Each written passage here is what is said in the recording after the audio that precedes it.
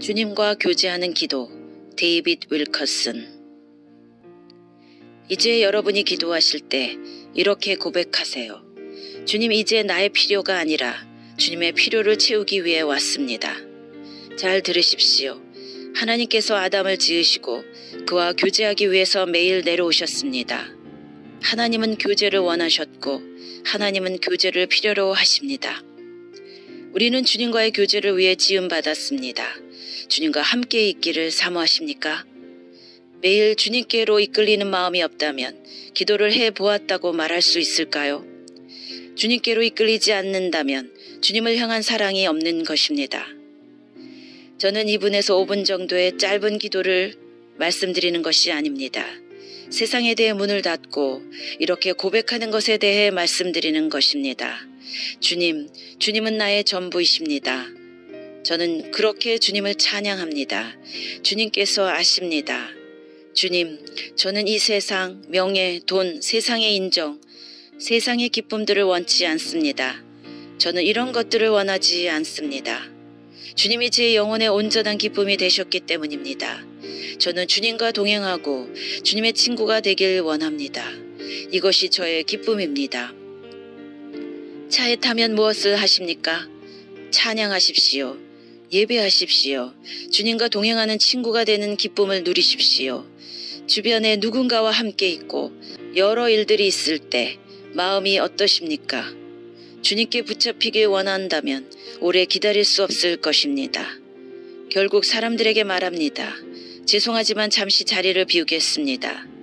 기도하러 간다고 말하지 마십시오. 자기 자랑이 될 수 있습니다. 그냥 자리를 비우십시오. 주님과 홀로 교제하십시오. 여러분은 모든 사람들보다 주님을 더 사랑하십니까? 기도가 온전히 이루어지도록 하나님께서 도우십니다. 끝까지 기도하도록 하나님께서 도우십니다. 이 설교는 여러분을 기쁘게 하지 못하지만 여러분의 삶을 변화시키거나 영향을 줄 것입니다. 기도하러 갈 때 주님의 기쁨을 위해 왔습니다. 주님을 만나기 위해 왔습니다. 주님의 기쁨을 위해 왔습니다. 주님의 기쁨입니다. 물론 주님의 기쁨이 곧 내게도 기쁨이 됩니다. 성경에 애써 기도하려 하고 나옵니다. 바울의 동역자인 에바브라가 골로새 교인들을 위하여 애써 기도한 것입니다. 저 월크스는 기도에 노동처럼 애써라는 단어를 사용하고 싶지 않습니다. 그 단어가 의무라는 뜻을 함축하고 있기 때문입니다. 그들이 기도할 때에는 기쁨이 있었습니다. 애써 기도하는 데서 얻어지는 기쁨입니다. 어떤 분은 계속 기도하며 주님을 구했습니다. 하나님은 한 가지 더하기를 원하십니다. 주님께 나올 때마다 말하기를 멈추겠습니다. 제가 제 마음의 것을 다 말씀드렸을 때 말하기를 멈출 것입니다. 너무 제 말만 많이 하지 않겠습니다. 잠잠히 주님 앞에 나와 고백합니다. 주님, 제게 말씀하소서. 제 마음에 말씀하소서. 이제 주님께로 나아가십시오. 주님께서 말씀하실 것입니다. 이곳에 계신 어떤 분들은 마음이 차갑습니다. 주님께 이끌리지 못하고 있습니다. 미지근한 것이 아니라 차갑습니다. 차가움을 떨쳐내고 이렇게 고백하십시오. 저를 예수님께로 지금 이끄소서. 여러분에게 외로움이 있다면, 우울함이나 다른 것들이 밀려온다면 지금 그것들을 주님께 가져가서 고백하십시오. 주님의 음성을 듣겠습니다. 외로움을 제거할 수 있도록 제게 말씀하옵소서. 지금 무엇을 어떻게 해야 하는지 주님께서 말씀해 주실 줄 믿습니다. 아멘. 거울은 있지만 쳐다볼 시간이 없다. 데이빗 윌커슨. 기도하는 사람들은 지옥의 입장에서는 골칫거리입니다. 그리고 사단은 기도를 막기 위해 가능한 한 모든 짓을 다 벌입니다. 다니엘은 느부갓네살과 벨사살 왕의 통치 시에 자신의 기도가 얼마나 효력을 발휘하는지 입증한 바 있습니다. 이제 다리오 왕 재임 하에서 사단은 다니엘의 기도를 막기 위한 거대한 음모를 꾸미기 시작했습니다. 선지자의 기도가 지옥을 너무나도 흔들었기에 화가 난 마귀는 다니엘을 쓰러뜨리기 위해 바벨론 정부 전체를 동원했습니다. 다니엘이 그 나라에서 다른 어떤 사람들보다 높은 자리에 늘 임명됐었다는 점을 기억하십시오. 정치가들은 다니엘에게서 지혜, 존경심, 왕의 총애를 보았고 이를 시기했습니다. 그리고 이제 그들은 다니엘을 대적해서 모함을 꾸몄습니다.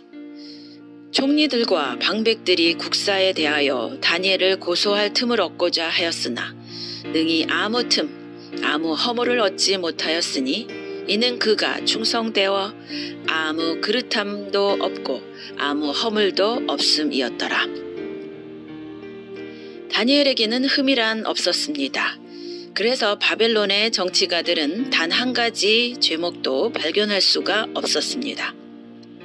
그들은 마침내 다니엘에게 찾아낼 수 있는 제목이란 그가 하나님과 동행한다는 것밖에 없다는 결론을 내렸습니다.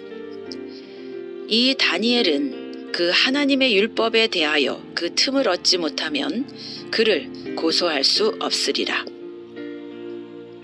오늘날 우리들의 관해 이런 이야기가 하나님께 들려진다면 얼마나 좋겠습니까?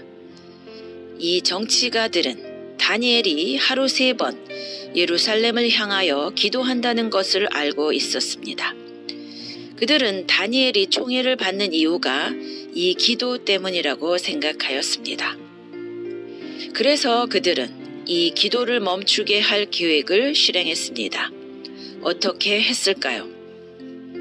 저는 그들이 기도할 시간이 없도록 다니엘을 바쁘게 만들었을 것이라고 생각합니다. 다니엘과 같은 총리 중 한 사람은 총리로서 관여할 만한 일에 다니엘을 끌어들였습니다.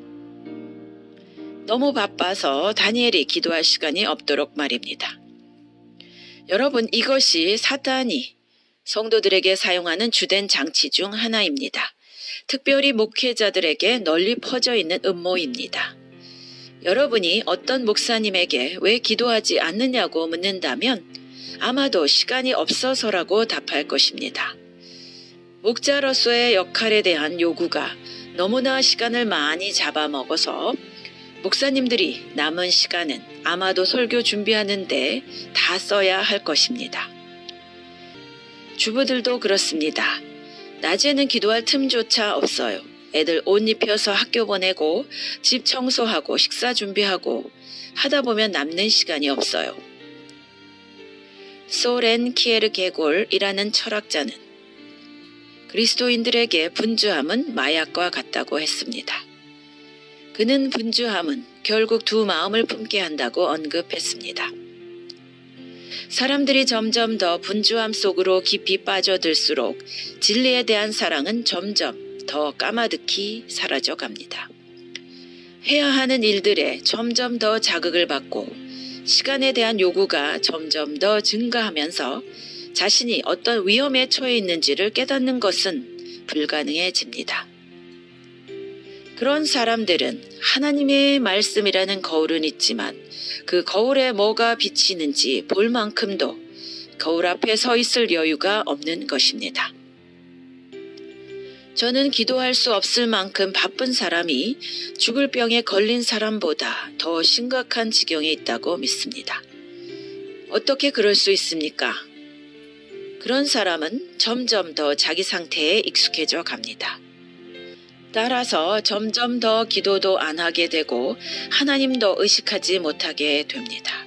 시간이 흐를수록 그의 확신은 점점 더 희미해져서 나중에는 완전히 없어지게 되는 것입니다. 다니엘은 기도 없이는 자신이 하루도 살 수 없다는 것을 알고 있었습니다. 그래서 그는 자신의 동료들이 더 많은 일을 그에게 쏟아붓듯 할 때도 계속해서 기도했습니다. 여러분도 그 다음 줄거리는 잘 아실 것입니다. 그들은 마침내 40일 동안 기도를 금지하는 법령을 공표했습니다. 그것은 다니엘 한 사람을 겨냥한 법령이었습니다. 그러나 그때조차도 다니엘은 지옥을 흔드는 기도를 멈추지 않았습니다. 그리고 결국 사자굴에 갇혔습니다. 다니엘이 도대체 어떤 동기로 그토록 열심히 기도했는지 의아해 하실지도 모르겠습니다. 사형 언도가 바로 코 밑에 닥쳐온 상황에서도 다니엘로 하여금 계속해서 기도하게 했던 것은 무엇이었습니까? 이 84세의 노인은 그 시대의 교회들도 더 이상 찾지 않는 하나님께 왜 그의 마음을 그다지도 격렬히 쏟아붓기를 멈추지 않았던 것일까요? 다니엘이 기도에 자신을 드리기 위해서 드렸을 노고를 생각해 보십시오.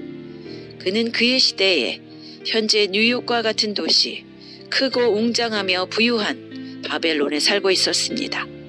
그리고 그는 그리스도인들의 술 취함, 쾌락 추구, 탐욕으로 특징 지어지는 영적 무감각의 시대에 살았습니다. 다니엘을 포함해서 그 누구에게도 기도는 저절로 나오는 것이 아닙니다. 시간을 정해서 기도하는 것은 시작하기는 쉽지만 지속하기는 무척이나 어렵습니다. 지금도 마귀는 우리의 기도를 방해할 음모를 합작해서 꾸미고 있습니다. 아멘.